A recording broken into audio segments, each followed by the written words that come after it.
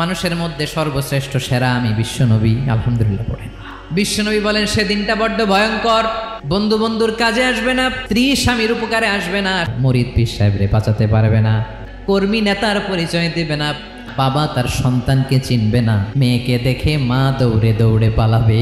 বিশ্বনবী বলবেন জমিনটা এখনকার মতো থাকবে না, এখন তো গোল, তখন ফ্ল্যাট, সূর্যটা মাথার কাছে চলে আসবে, সবাই হয়রান পেরেশান ক্লান্ত শ্রান্ত, চিৎকার করবে কাঁদবে, বাঁচার কোনো উপায় নাই। সবাই বলবে আহ, বিচার শুরু হইতে 50,000 বছর, আল্লাহ 15,000 না 50,000 বছর এরকম যাবে। কিয়ামতের ময়দানে সবাই মিলে সাইয়েদনা আদম আলাইহিস সালামের কাছে যেয়ে বলবে ইয়া আবাল বাশার ইয়া আউয়ালাল আম্বিয়া, আপনার সম্মানে ফেরেশতাদেরকে সেজদা দিতে বলেছেন, প্রথম মানুষ আপনি, আপনি আল্লাহর যে সুপারিশ করেন যেন আল্লাহ বিচার শুরু করে।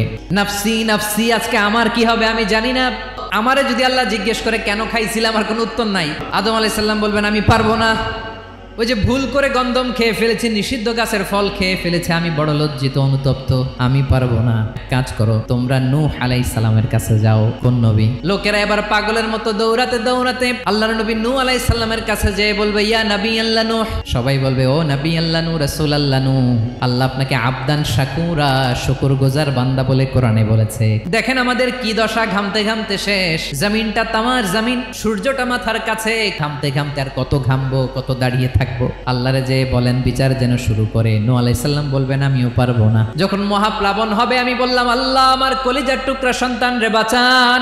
আজকে আল্লাহ ওই ব্যাপারে যদি আমারে প্রশ্ন করে আমার কোনো জবাব নাই, আমি পারবো না। তোমরা সবাই মিলে আল্লাহর খলিল ইব্রাহিম আলাইহিস সালামের কাছে যাও। আল্লাহর খলিল ইব্রাহিমকে যে বলবে ইয়া খলিলুল্লাহ, আল্লাহ আপনাকে বড্ড ভালোবেসেছেন, আপনি কাবা বানিয়েছেন, দেখেন আমাদের কি অবস্থা, আপনি যে আল্লাহর কাছে সুপারিশ করেন যেন আল্লাহ আজকে বিচার শুরু করে। আল্লাহর নবী ইব্রাহিম বলবেন আমিও পারবো না, আমি জীবনে 3টা মিথ্যা বলেছি, জীবন বাঁচানোর তাগিদে ওই 3টা কথার ব্যাপারে জিজ্ঞেস করে লজ্জায় আমি মাথা দেখাতে পারবো না, আমিও পারবো না। তোমরা সবাই মিলে বনি ইসরাইলের নবী মুসা আলাইহিস সালামের কাছে যাও।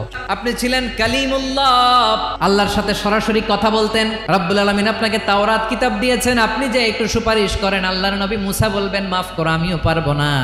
আমি মারছিলাম আদব শিক্ষা দেওয়ার জন্য এক থাপ্পড়, এই থাপ্পড়ে যে ওই লোক মরেই যাবে আমি জানতাম না, ওই লজ্জায় আমি অনুতপ্ত, আমি পারবো না, আমার এই কথা বলো না, আজকে আল্লাহ বড্ড রেগে আছে, আমি পারবো না। তোমরা আল্লাহর নবী ঈসা আলাইহিস সালামের কাছে যাও। পাগল পাড়া হয়ে আল্লাহর নবী ঈসা আলাইহিস সালামের কাছে যাবে। আজকের এই কঠিন বিপদের দিনে আপনি আমাদের সাহায্য করেন, আল্লাহর কাছে যে বলেন যেন বিচার শুরু করে। আমার উম্মত খ্রিস্টানেরা আল্লাহরে বাদ দিয়ে আমি ঈসার ইবাদত করেছে, যদিও আমি আমার ইবাদত করতে বলি না, ঈসা আলাইহিস সালামও ইবাদত করতে বলেছেন একজনের, তিনি কে?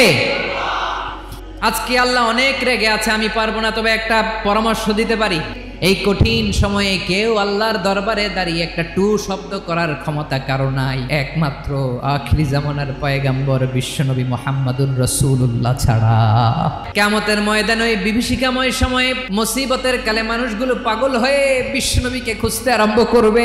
ইয়া খাতামান নবীন রাহমাতাল লিল আলামিন, কি কঠিন বিপদে আমরা আছি, দাঁড়াতে পারি না।